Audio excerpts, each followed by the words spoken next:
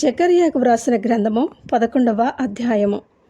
లెబనోను అగ్ని వచ్చి నీ దేవదారు వృక్షములను కాల్చివేగినట్లు నీ ద్వారములను తెరువుము. దేవదారు వృక్షములు కూలెను, వృక్ష రాజములు పాడైపోయెను.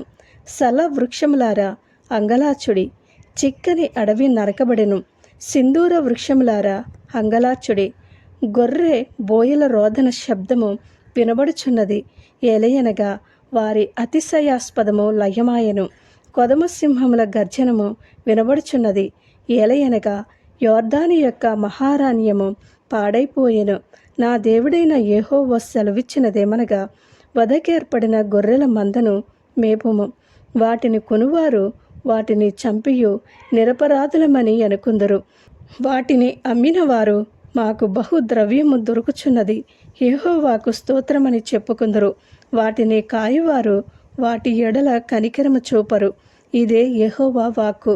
నేనికను దేశ నివాసులను కనికరింపక ఒకరి చేతికి ఒకరిని, వారి రాజు చేతికి వారినందరినీ అప్పగింతను.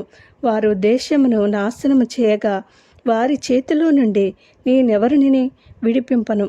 కాబట్టి నేను సౌందర్యమును బట్టియు బంధమును బట్టియు 2 కర్రలు చేతపట్టుకుని వధకేర్పడిన గొర్రెలను, ముఖ్యముగా వాటిలో మిక్కిలి బలహీనమైన వాటిని మేపుచూ వచ్చితిని.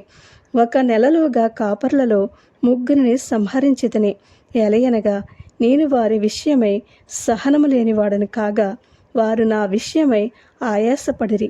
కాబట్టి నేనికను మిమ్మును కాపుకాయను. చచ్చునది చావవచ్చును, నశించునది నశింపవచ్చును, మిగిలినవి ఒకదాని మాంసము ఒకటి తినవచ్చును అని చెప్పి సౌందర్యమును కర్ర తీసుకుని జనులందరితో నేను చేసిన నిబంధనను భంగము చేయునట్లు దానిని విరిచితిని. అది విరవబడిన దినమున నేను చెప్పినది యెహోవా వాక్కు అని మందలో బలహీనములై నన్ను కనిపెట్టుకుని ఉన్న గొర్రెలు తెలుసుకునెను. మీకు అనుకూలమైన ఎడల నా కూలి నాకియ్యుడి, లేని ఎడల మానివేయుడని నేను వారితో అనగా వారు నా కూలికై 30 తులముల వెండి తూచి ఇచ్చిరి. యెహోవా ఎంతో అబ్బురముగా వారు నాకేర్పరచిన క్రయధనమును కుమ్మరికి పారవేయమని నాకు ఆజ్ఞ ఇయ్యగా నేను ఆ 30 తులముల వెండిని తీసుకుని యెహోవా మందిరములో కుమ్మరికి పారవేసితిని.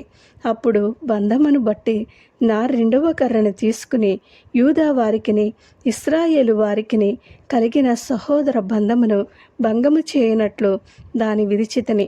అప్పుడు యెహోవా నాకు సెలవిచ్చినదేమనగా, ఇప్పుడు బుద్ధిలేని యొక్క కాపరి పనిముట్లను తీసుకునుము. ఎలయనగా దేశమందు నేనొక కాపరిని నియమింపబోచున్నాను. అతడు నశించుచున్న గొర్రెలను కనిపెట్టడు, చెదిరిపోయిన వాటిని వెదకడు, విరిగిపోయిన దాన్ని బాగుచేయడు, పుష్టిగా ఉన్నదాన్ని కాపుకాయడు. కానీ క్రొవ్విన వాటి మాంసమును భక్షించుచు వాటి డెక్కలను తుత్తినీయులుగా చేయుచుండును.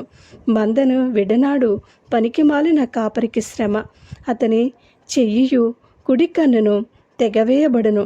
అతని చెయ్యి బొత్తిగా ఎండిపోవును. అతని కుడి కంటికి దృష్టి బొత్తిగా తప్పును. ఆమేన్.